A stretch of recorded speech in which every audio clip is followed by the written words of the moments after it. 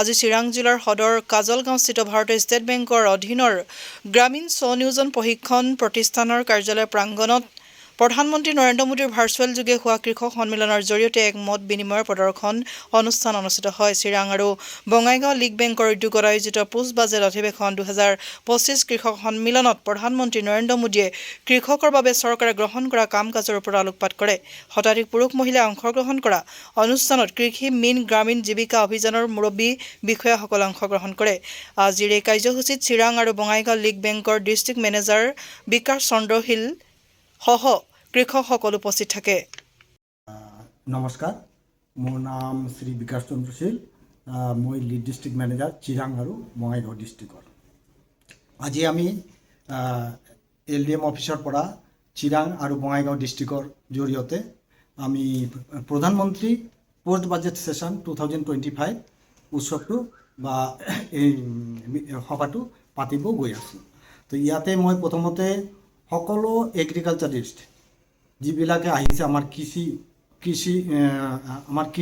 কৃষকসকল আৰু কৃষক মহিলাবৃন্দ যিবিলাকে আজিৰ এই সভাত মানে যোগদান কৰিছে তেখেতক মই প্ৰথমত ধন্যবাদ জ্ঞাপন কৰিছোঁ।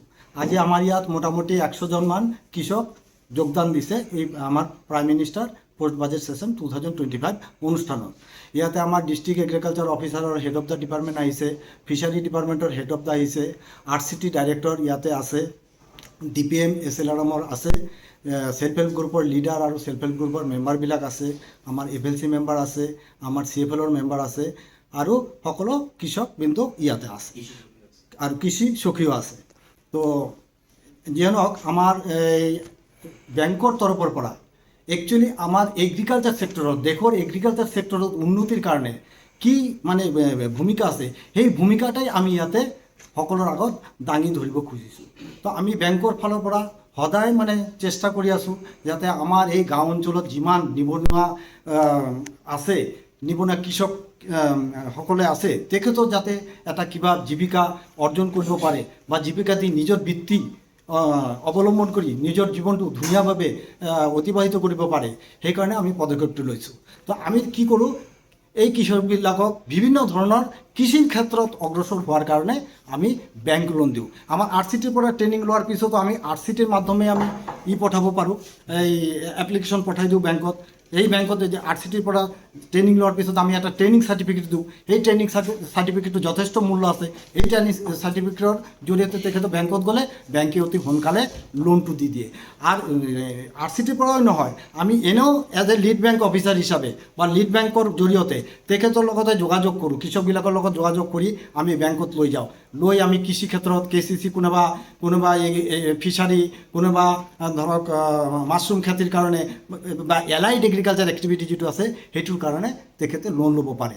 তো গতিকে আমাৰ প্ৰগ্ৰামটো আজি এইটোৱেই এৱাৰনেছ যে কৃষকসকলৰ বাবে বহুত ধৰণৰ সুবিধা আছে।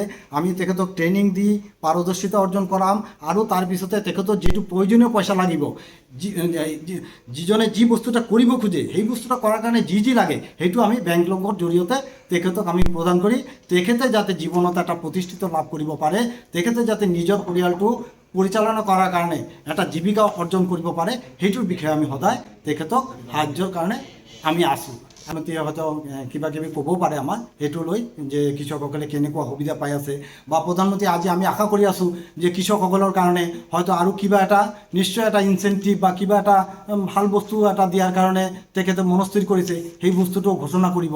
সেইটো কাৰণে আমি বাট চাই আছোঁ যে প্ৰধানমন্ত্ৰীৰ পৰা যে আমি আশা কৰোঁ কৃষকসকলৰ কাৰণে তেখেতে কিবা এটা সাহায্য আৰু আগবঢ়াব যাতে তেখেতে ডেভেলপমেণ্টটো কৰিব পাৰে।